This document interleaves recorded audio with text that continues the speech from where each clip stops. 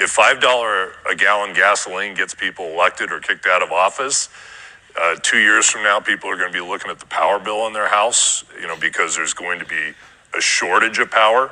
I just love it when big time people start talking about things that I was talking about 2-3 years ago. That was the CEO of AT&T. Telling you something you already know because it's already happening now. This isn't something 2 years from now. This is happening today. This is something that's been happening. We're talking about outrageous electric bills. We don't have enough electricity.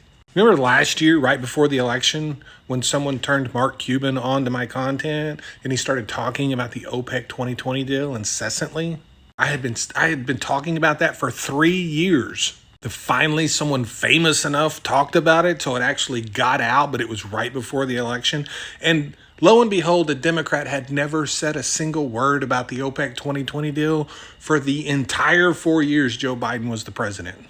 But as soon as Donald Trump gets into the White House, guess what's the first thing they're screaming about on the floor in the House is the OPEC 2020 deal. Something they did not have the nerve to bring up one single time. Why? I have no idea. They're Democrats. Who gives a shit? It doesn't matter. When we're talking about skyrocketing electric bills, I would compare this to like when rescuers are looking for a missing person. And at some point during that time period, that rescue, it goes from being a rescue to being a recovery. Because now they're not looking for a live person. Now they're looking for a body. That right there is a great analogy for electricity. Electricity, this is no longer a rescue mission. This is now a recovery operation. There's no fixing this now. Not for years. And this administration is only making this worse. They're scrapping any renewable energy projects they can in hopes of getting nuclear installed, which is going to take 5-year minimum for even a single small modular reactor.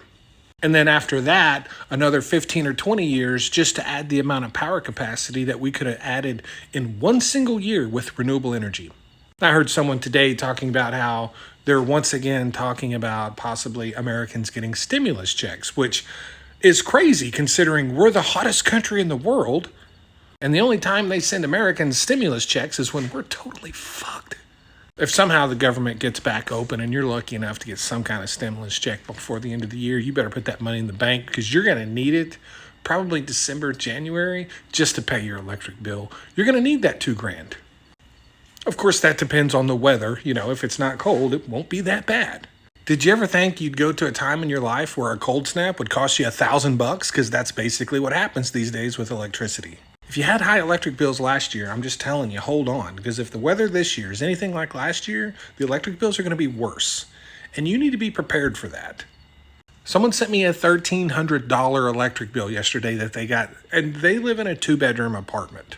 There are no consumer protections for you. They took all of that away, and this administration is only making things worse when it comes to this issue.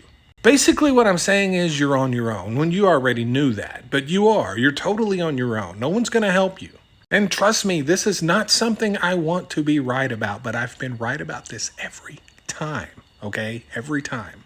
Silver lining, maybe someone actually pays attention and starts giving a shit. I doubt it. Thanks.